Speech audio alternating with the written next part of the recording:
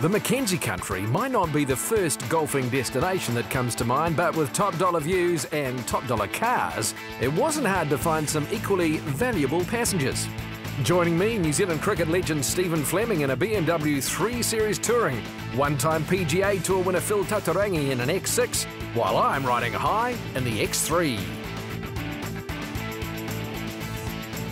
After warming up at the Lake Tekapo driving range, it was along State Highway 8 to Tekapo, to a brand new golf course with an old school feel.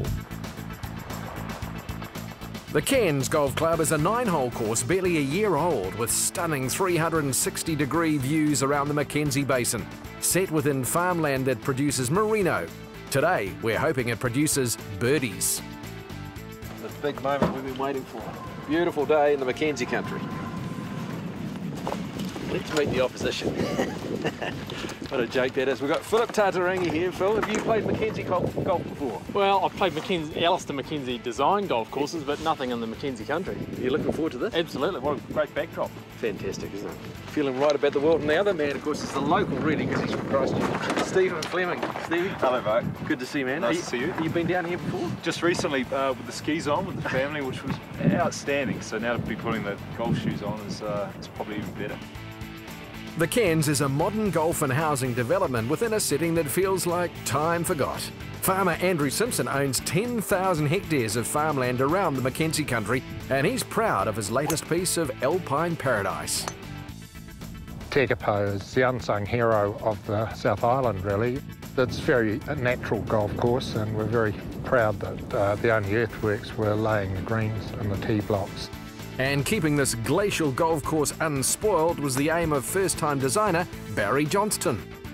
Well, Andrew Simpson's my brother-in-law, so he said he wanted to develop a golf course here, so he gave me the tractor and the mower, and I had to go out there and find some fairways for it.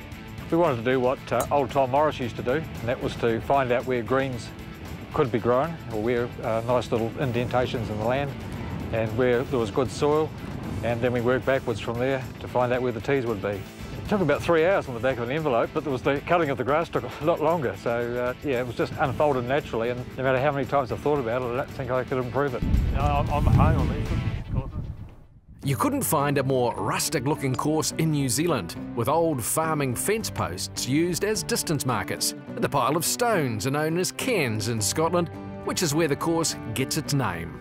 It's really organic, you know. The golf course is just kind of born out of the environs of the farm here, really. And I mean, look, the holes are not contrived at all. They're just there. And I mean, this last green here is one of the best I've seen. Well, we're looking forward to the rest of the round. And it's links golf. Yeah, it's sure. It's kind of Highland links, really. Yeah. Scottish Highland links. Distracting views of the turquoise blue Lake Tekapo and snow-capped Alps are the obvious hazards, but tarns, or high country lakes, add to this unique golfing challenge. Well, we've designed it so that anybody can play it.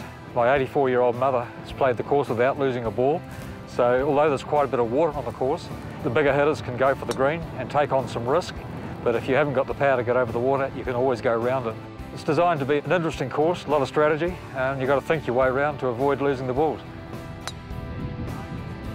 This is what it must feel like to play golf in Middle-earth, but being in the middle of the Mackenzie Country, it's the perfect spot to stretch the legs for 9 holes on a golfing road trip with the boys. They love it. They don't like losing as many balls as they do, but they don't have to lose the balls. There's always an easy way around, but the challenge is it makes an interesting course. Oh, I just love getting up here and looking out over the whole Mackenzie Basin, and the views of the lake and the mountains are as good as anywhere around here that you can come to. We're only 2 3/4 hours from Christchurch, halfway to Queenstown and Wanaka, so for those in transit, fantastic place to night over. Go and look at the stars, go to the hot pools, have a game of golf, go fishing. There's so many things to do around this part of the world. Right, thanks, Stephen. Thanks, mate. Enjoyed it. Pleasure. So that was a good experience. What did you find with the course itself in terms of the layout? Oh, it's full of character. Yeah. Full of character. It's non-conventional. Course being browned off and the grass being dormant with a bit of surface snow and ice adds to the experience, I think. It's been fantastic.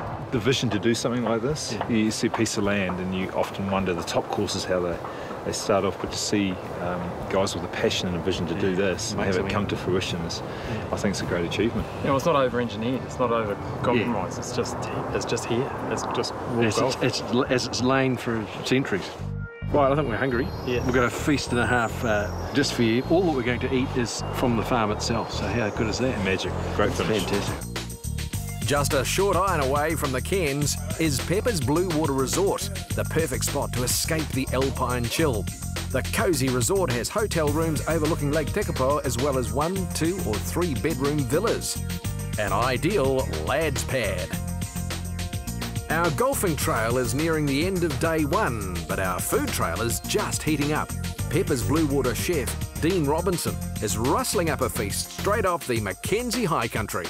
We've got Balmoral Estate venison rack, which local meats. These are merino rissoles. So they've got garlic and onions and herbs in there.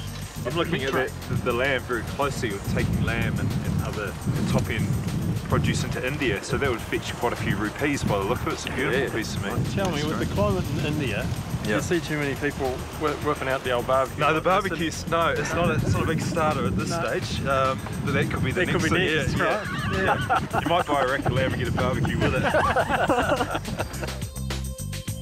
We're trying to incorporate the food within the region, from elderflower cordial, which is beautiful, and ankles of lamb, honey, got cheeses. So What you're saying is such quality products come from South Canterbury, really? That's what you're saying, isn't it's it? marvellous. Yeah.